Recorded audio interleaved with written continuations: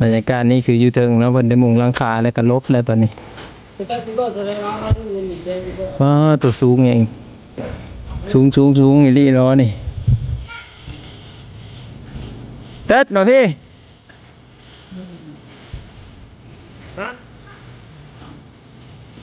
เพิ่นกำลังลบมาอยู่เพิ่นใส่อันนะเบิกได้ไรวันเดียวละเบิกคนละหมื่นเลยคนละหมื่นไม่สั่งเลยแกถอนออกรายรับไปดิสี่ที่กลมอยู่สูงเลยตอนเป็นแรงไรเบิกเลยสูงกว่าหลังคาตัวเก่าเลยนี่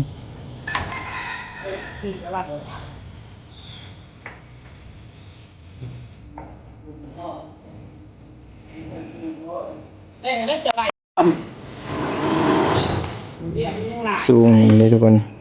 เพิ่นมุงหลังคาแล้วก็ลบไปได้ตอนนี้เนาะเพิ่นลบมาแล้วลบมาเรื่อยๆเห็นบ่เป็นเด้อกะโฮมเป็นเจ้าภาพเจ้าบริสถานเพิ่นเด้อมุงหลังคาเนาะเป็นกุศลเห็นบ่เพิ่นเฮ็ดอันนี้ของสันเนาะหลังคาของสันวัดป่าท่าพระคำจริงมาตะแล้วคุ้มเก่าตอนนี้ก็พามาเบิ่งในพื้นเนาะทางพื้นก็คือเป็นโครงห้างเล็กเนาะทุกคนจอดเล็กเซอร์เป็นโครงห้างนั่นแหละนี่เขาก็เบิ่งไปนำกันเนาะก็คือเป็นโครงห้างที่ว่าจอดแน่นหนาแล้วก็ยึดจองกันเนาะทุกคนเฮ็ดเป็นสองสั้นลงมานะทุกคนเนาะเบิ่งไปนำกันถ้าว่าวิดีโอนี้หลายตาก็อดสาเบิ่งไปก่อนเนาะทุกคนทุกท่านเพราะว่าทิศบางกะได้นำเอาวิดีโอมาฝาก PPFC ทุกคนทุกท่านเนาะเพิ่นก็เฮ็ดเป็นทรงที่ว่า มันทรงลาวบ่หรือทรงประเทศนี้แหละเนาะเพราะว่าเป็นจอมแหลมๆขึ้นไปนะทุกคนเนาะเป็นสองผักเนาะหลังคานะก็ถือว่าจอดแน่นนะเนาะนี่เลยคือเราได้เห็นนี่เนาะ FC บางคนบางท่านก็อาจจะเคยมาอยู่ทางบ้านตะแล้วเนาะบางคนก็อาจจะยังไม่ทันได้เคยมา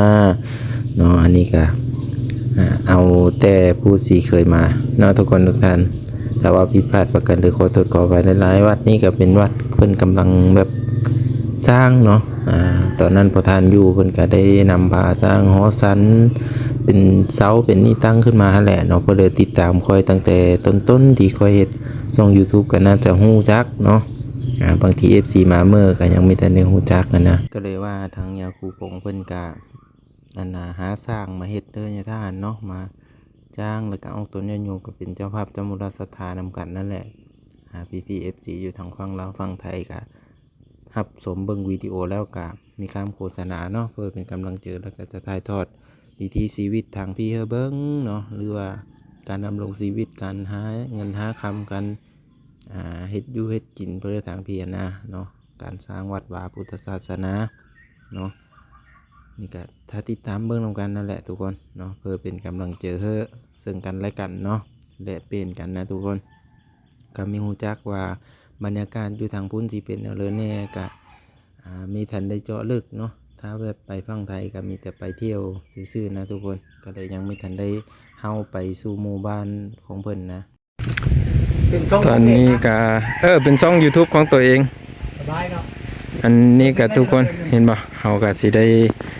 เฮามาพาเบิ่งนี่บ่นี่เลยทุกคนเห็นบ่เอาเบิ่งภาพกว้างๆนำกันเลยเนาะกาเพิ่นเฮ็ดมาเรื่อยๆนะทุกคนแต่ละมือเนาะจนมาฮอดวันที่27แล้วเนาะคลิปวิดีโอนึงเขาก็ได้ลงไปแล้วเด้อันนี้ก็เป็นตอนที่2เนาะอันนี้ก็มันสิเป็นคลิปวิดีโอสั้นๆทุกคนแต่ก็ฝากเป็นกำลังแห่งจิตแห่งเจอทิศบ้างคนผู้ไทยบ้านตาแล้วเนี่ยเด้อทุกคนเนาะเป็นคนลาวนี่แหละอันนี้เพิ่นก็สร้างอยู่วัดป่าท่านรักคำเจ้งเนาะบางที FC ฝั่งไทยเฮาครับสมเบิ่งตำลังเนาะหรือว่ามาติดตามตำลังเนาะเพิ่นก็ยังมีฮู้ว่าทิศบ้างไปนั่นเลยมานั่นเลยเด้เป็นคนบ้านเลยเมืองเลยเนาะนี่แหละก็สอบถามกันมาได้ทุกคนอันนี้ก็คือเฮาเบิ่งบรรยากาศเฮาเบิ่งเพิ่นสร้างหอฉันเนาะหอฉันเข้าอยู่ที่วัดป่าเนาะอันนี้ก็ได้เป็นวิดีโอนึงเนาะที่ได้ถ่ายให้พี่น้องเรียนได้สมสร้างนี่ก็เป็นสร้างสีมือมาจากเวียงจันทน์ผู้ใดเนาะ เป็นมาจากเวียงจันทน์พุ่นแหละทุกคนเนาะเพื่อสนเจอก็ติดต่อมาทางทิศบ้างได้ทิศบ้างก็จะแนะนำเป็นเฟซเป็นอันนี้เนาะอันนี้ก็อ้อมหอบนี่เพิ่นก็ได้ย้ายต้นมะนาวได้มาพี่เนาะแล้วก็มีต้นเพิ่นเนี่ยต้นขะเม็กก็มีเนาะน้องสะน้ำน้องสะอย่าทานเลยบ่เริ่มขึ้นมาแล้วเนาะแต่เก่าโอ้ยน้ำแห้งเริ่มขึ้นมาแล้วเป็นอะไรก็ถ้าติดตามเบิ่งในตอนต่อไปนั่นแหละทุกคนค่อยกะได้แต่ถ่ายเบิ่งบรรยากาศพี่น้องเขาได้เห็นได้สมเพิ่นเฮ็ดโค้งนี่ก็จะเป็นโค้งเล็กเนาะโค้งเล็กถาสีกันขี้เมงบอนเพิ่นจอดใส่เล็กไปหลายเส้นอยู่เนาะเพิ่นเลยจะเป็นเจ้าภาพเจ้ามูลศรัทธานำเพิ่นก็คือเฮ็ดแพด่านเฮ็ดสีบ่ถาสีบ่กะลอกกะโลเพิ่นเลยนี่แหละเพิ่นหยังก็ได้เนาะเพิ่นจะได้เก็บรายละเอียดในตอนต่อไปนะทุกคนคลิปนี้ก็นี่แหละเป็นคลิปสั้นๆเด้อคลิปหน้าพอกันเมื่อคลิปนี้ก็สบายดี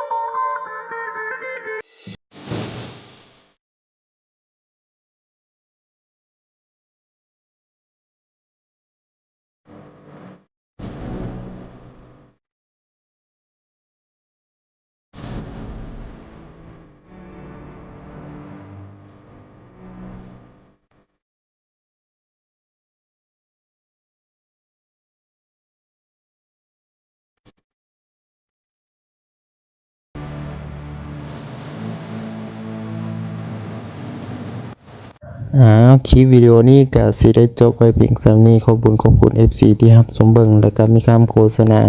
ตั้งแต่ต้นคลิปจนจบเนาะคลิปหน้าพอกันเมื่อคลิปนี้ขอตัวลาไปแล้วเนาะทุกคนก็ฝากติดตามในตอนต่อไปวิดีโอต่อไปว่าที่ไปเสิร์ชเนาะขอบเจอหลายๆเด้อ